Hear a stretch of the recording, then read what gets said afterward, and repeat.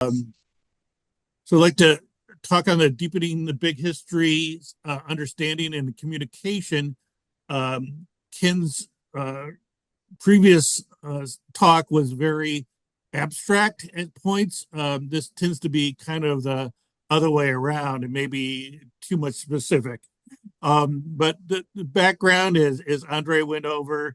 The big history has been around longer than the name. Spencer, Sagan, Humboldt was mentioned. A lot of others have really thought about this.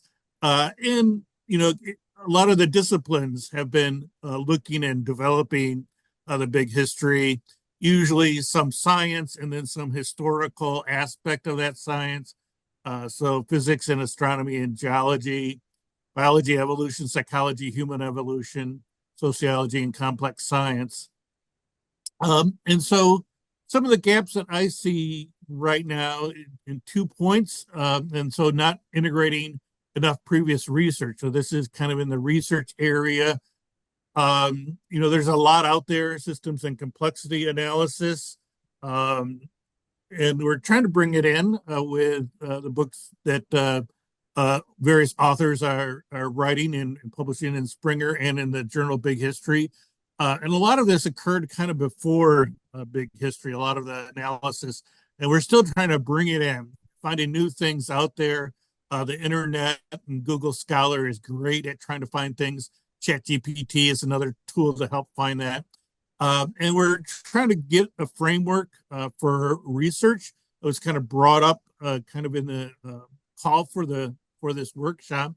And we've been I tried to develop some criteria for the frameworks as to how you might justify that. So I think, not only do we come up with papers, but, how, when we're comparing these, what kind of criteria do we use? And so I know in writing these papers, people will interpret these criteria very differently, right? So we're trying to refine that and getting a consistent understanding of those.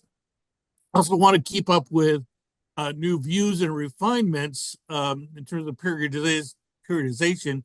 Every now and then, I think we hear people or see papers that come up with, wow, this is really accelerating. The pace of evolution is really accelerating. Isn't that really kind of neat? And then they have something, and it's like, yeah, okay, that is very interesting. But we kind of looked at some of this before, written on it a lot. Kind of go beyond that, right? So, how do we make sure that people kind of keeping up with what's kind of going on? And then in another aspect, that was the research area, another aspect is that we're not reaching out enough in terms of teaching community. So a lot of the university programs, at least in the US, are lost. Luckily, the ones in Asia seem to be continuing in Japan and the Philippines and Hong Kong. We've kind of lost our big history project connection with teachers in the U.S., at least in the elementary and secondary schools, and so we're trying to reestablish that. In terms of the research community out there, in terms of complexity, I've been trying to reach out, and others have been trying to reach out also. Santa Fe Institute, Arizona, the Beyond Institute, University of Michigan has a complexity one. And the typical response we get is that they're not responding. So hopefully, maybe with the books that we're writing, we can get interest from these organizations again. Santa Fe Institute had invited David Christian and Fred Spear and others to be part of their workshop kind of a while back. But they kind of lost interest, I think, in that. And then in the general public, obviously, David Christian's TEDx talk made a very large impact. There used to be documentaries on the TV that were really good. DK Publishing put together a very nice book on big history, and others, if you look at the writings of them, they seem to be grouped in the big history area, Harari and Graeber. And they're, we have to realize that big history much bigger than the Big History Association. And then in demographics, you know, I call it OWG. We can have other names for it, but old white guys. You can see a lot of the gray hair, um, typically not a true international representation, and mostly guys.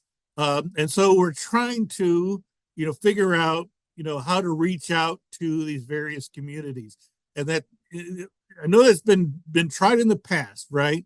And continuing to try, but it's very difficult. And so, in terms of the previous research that was kind of done before Big History was named, in our book and in Journal Big History, we have kind of a overview of complexity in Big History and kind of go over a lot of these large-scale patterns and transitions that have been identified by others that kind of form kind of a basis for some of the Big History kind of before it was named.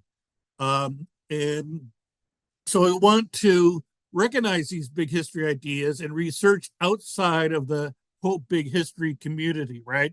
That's where a lot of these studies are being done. And so, one suggestion, maybe some peer review guidelines for Journal Big History that's been kind of taught before, because we say what is scientific and what's not. And so we can write and discuss Journal Big History papers. This was kind of done in our research group where we had history perspectives, and just more recently, we talked about Andre's biosocial periodization. We asked for authors and presenters to use AI tools to identify previous related work. I know it's kind of controversial to use AI in writing, but I think just send your writing out there and see if AI can identify, some other areas that people have written on this before, and try to establish levels of extraction and criteria. And I have an example of that coming up. And then reestablish connections. It's tough to figure out exactly how to do that. So we're trying to do this following the IBHA capability, participate in other groups. We have some doing that, then communicate various, communicate various ways of integrating into education. And definitely John and Alberto have talked about that. We need to figure out how to get that communicated on things that work. So uncertainties and risk, we don't want to hinder new ideas, right? So it's this balance of figuring out, what is acceptable, where it's acceptable, how much qualifications you have to put on something to be acceptable. I don't want to get caught up in naming conflicts, as regime, level, stage, eon, epoch, and so on. But we want to maybe come to some consensus, and we don't want to battle over discipline-specific topics, where people are really experts. So cosmic inflation, we want to have that discussed, but we don't necessarily do research in that area or make statements, about it. And then here's one of doing what level do we talk about? And so when our approximation takes in as a misunderstanding, this is one that I keep on going. So the Earth is approximately 5 billion years old within 10%, and the Earth is 4.54 billion years old. Which one do you think is more accurate and truthful? I would say it's the first. The best measurements are it's 4.54 billion years old, but that's it still has an error bar on it. And when we're talking about, in big history timeline, 5 billion years is kind of a good estimate to start with, comparing these things on these time scales that are huge. So when you say, oh, it's within a half a billion years, most people would say, oh, you're crazy. Half a billion years is very long, but not necessarily within the time scale we're looking. So I want to reestablish connections. What is the difference between member and follower? How do we approach consensus in big history? And this thing just keeps on getting in my way here. How do we offer discussion and supplemental materials to educators? So that was in the case with John. How do we reach out? Where do we reach out? And what do we share? And so we can disagree with previous conclusions or refine analysis, but should justify it. And so in the frameworks, I think we had a good discussion. We're still nowhere near a consensus, but that's okay. It might be the case that there's just multiple ways of looking at this periodization or frameworks. And so the thing that we want to, kind of avoid is splitting into schools of thought, like in economics or various history type of things. And so, recent research, we made I think some good progress of looking into things, bringing past research and applying it to new views and bring it into the big history kind of arena. The next step options is to recognize big history ideas and research outside of the big history. So one thing I keep on harping on is to use thresholds names instead of numbers. I think everyone here has kind of done that. Just because if you use threshold number 3, only means things within the big history community. And the whole use of thresholds, it's good because it's in the material for education. But I think there are other ways that are much better to periodize big history. And so we want to explore more than the narrative, develop collaborative communication with other groups, and reestablish connections in there. And so some of the key topics for research. I know Nobuo really went through a lot of the different areas in big history, and I'm not covering all those. These are more of the research topics. So evolution dynamics, the role of energy information, organization, environment, relationship between physics and life, and monitor the progress of the big 4 questions.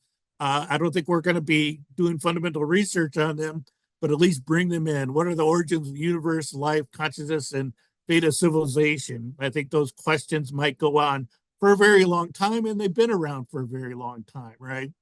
And so we can participate in new unfolding areas such as complexity science, artificial intelligence, astrobiology, and modeling evolution. As I think we've been doing, we've been looking at complexity in big history. There was a whole astrobiology conference in there. Artificial intelligence, I think, is just beginning to help us understand how the mind might work. And obviously, Andre modeling evolution type of processes. So one thing that I most recently looked at, I worked on the website a little bit, and I saw at the very main page, there was a statement about what big history is. And that's the typical statement. That's a very nicely formed statement in there. But what is IBHA mission statement? And this is one thing I just suggested. I got some feedback on some of these. Obviously, Nobuo I'd like to get Nobuo's feedback on this. And so I think this is one thing we want to discuss a little bit further. Maybe have something on there, because when I go to other websites of organizations somewhat tied to this long view, they usually do have some mission statement. And so this one is the 3 things, the exploration through dialogue and research, promote understanding through formal and informal educational settings. And the third one, apply insights from big history to help build a more just, sustainable, and flourishing world. And so, hopefully we can discuss this a little bit later and kind of think about this as we go through some of these talks that people have. How do we include that into a mission statement that's simple enough and that we get somewhat of a consensus on? I don't know what the history is, but I'm sure it was very contentious to have words written down about the mission statement for IBHA. And so that is the end of my talk here. and I'd like to open it up to comments and questions. So let me stop the share. And so would anybody like to comment or have questions on that? I guess I'll have a question. Has mission statement been attempted for IBHA? Lowell, I think you might know the most about that. I think there has been, in fact, Lucy might bring this up better than I can, because we had a lot of discussions with Emlyn for about a year or so, in which we talked about that and other related topics. And it is notoriously difficult to come up with one. But it's still, it seems like we should be able to say what we're trying to achieve. So in principle, it makes sense. In practice, it's really hard, but it's worth the effort. Yeah, No, I think it'll be a while before. no, I also remember quite clearly that we spent about a year meeting almost every week, just developing this mission statement. It was developed. The first point is just to find that I think that was quite a nice formula. No, it should be in the archives of IBHA. Yeah, But very before good. developing a new statement, I insist on finding the older version. And Yes, perhaps, yes. Mhm. very good. Thank you. Did not know that. Ken?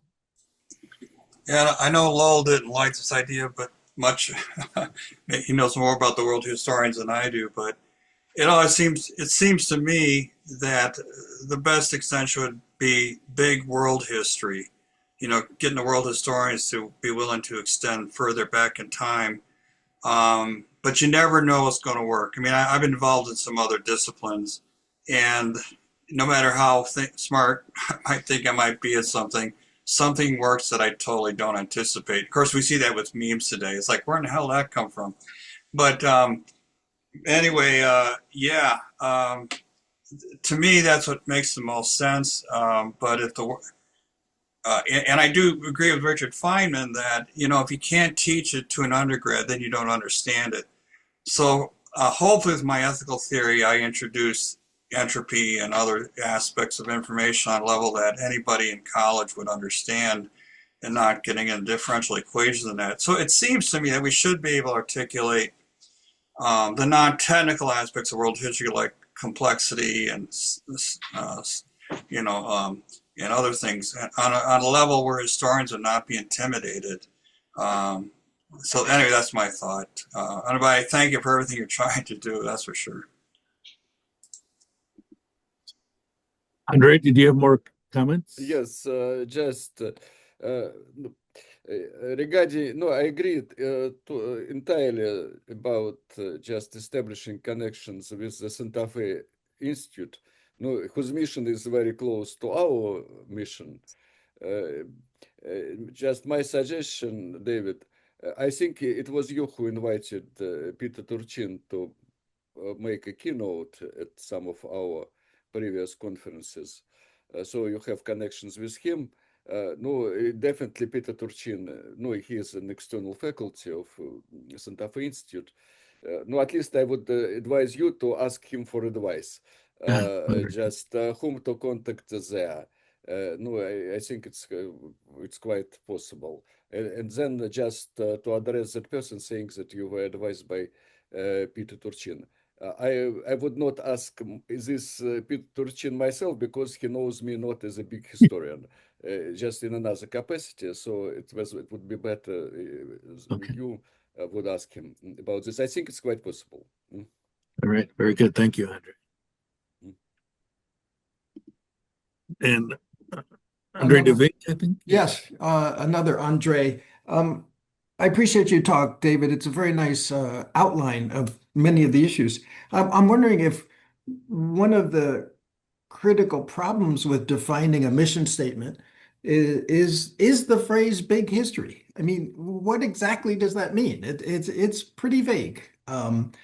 And I come from a theoretical perspective. So all the questions you asked, to me, are questions of theory. So what is the or another way to say theory is what are our presuppositions? And in many of the talks today, which I found really fascinating, I was trying to listen to what many of the presuppositions are, and again, I think about theory in a very basic sense as radical Socratic questions. So, for example, with Ken's um, presentation, I would ask, how do you define value and how do you define meaning? And I'm wondering if at times we conflate those and confuse those terms, and that leads to a lot of confusion.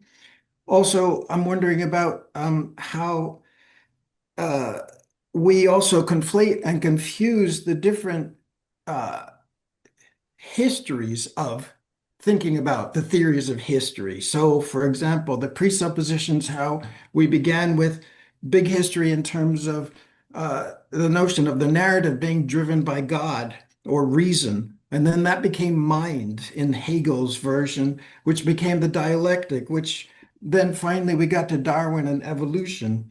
But now we talk about process and structure and emergence and complexity and information. All those are radical presuppositions, and they're not easily reconciled in a grab bag that's called big history. So, again, my perspective, of course, we all have our perspectives and our own theories.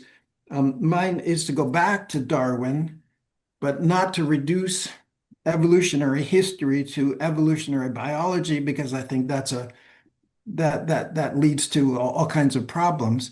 But to actually rethink what we mean by evolutionary history, what exactly is evolving, what exactly is driving that process, and that's what my paper is going to be about on Wednesday. But so I appreciate all of these talks, and David, I appreciate your outline of the questions. Right. Thank you. Yeah.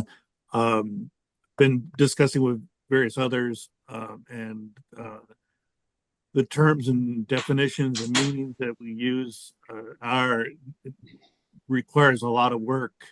And I know that I'm not the best at addressing those, and continually learn from others Of course, as yeah. the problems with words that we use. Excellent. Thank you. Ken, do you want to say something? Yeah, just that, of course, with 15 minutes, 20 minutes, you barely have time to say anything. So, yeah, in the book, I do talk about the definition of value, for example.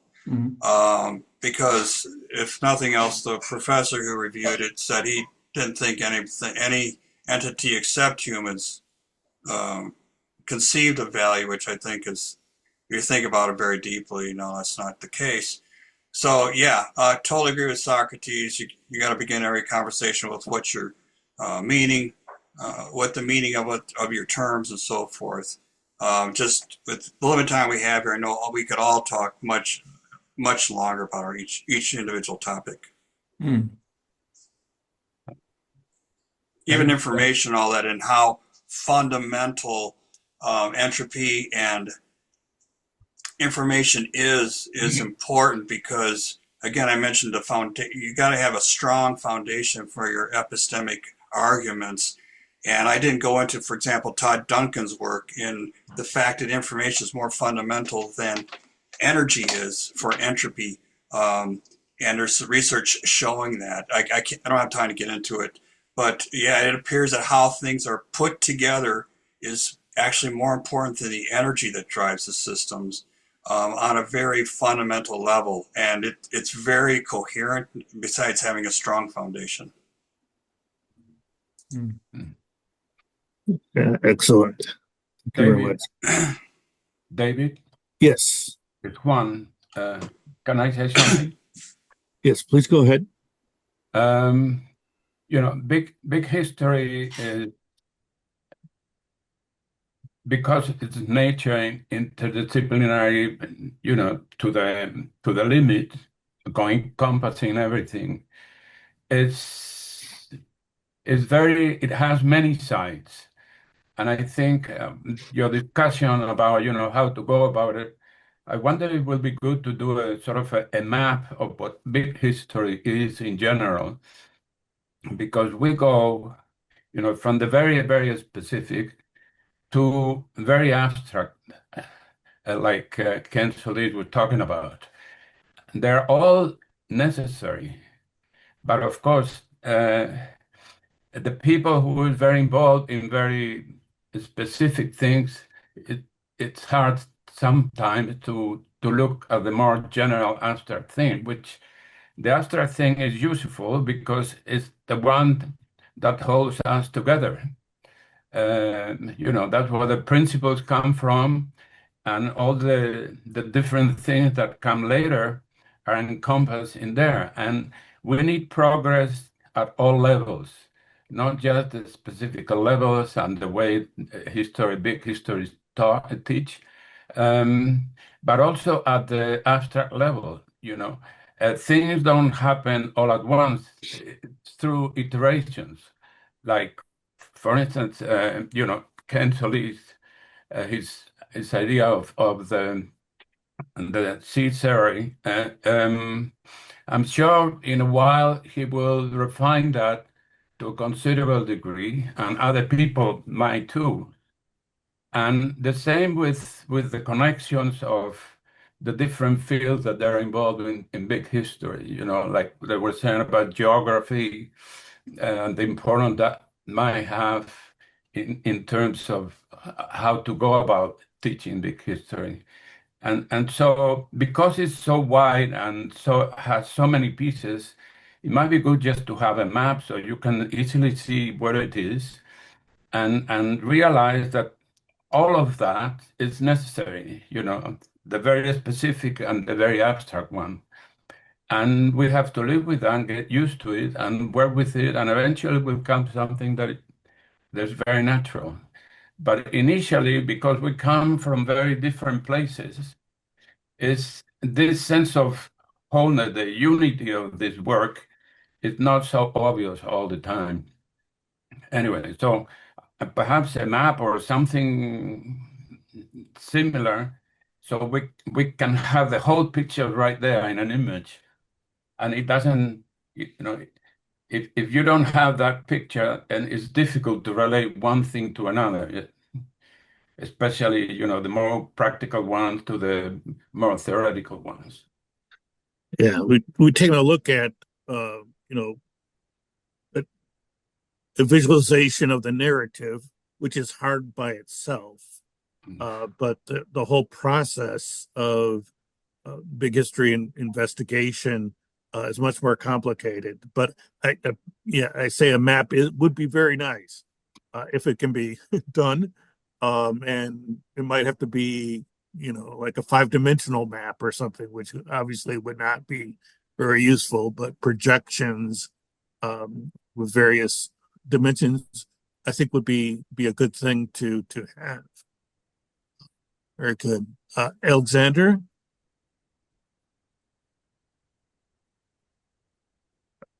You want to unmute? Oh, hi, everybody. Thanks, Hi. Dave.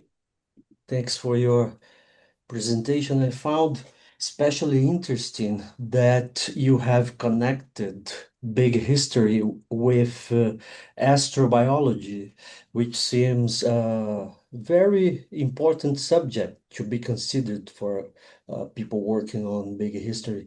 And I would add future studies as well, because as we know, big history and future studies are somewhat twins. What can be done in one side can be reversed for the other side. This is the point. Thank you.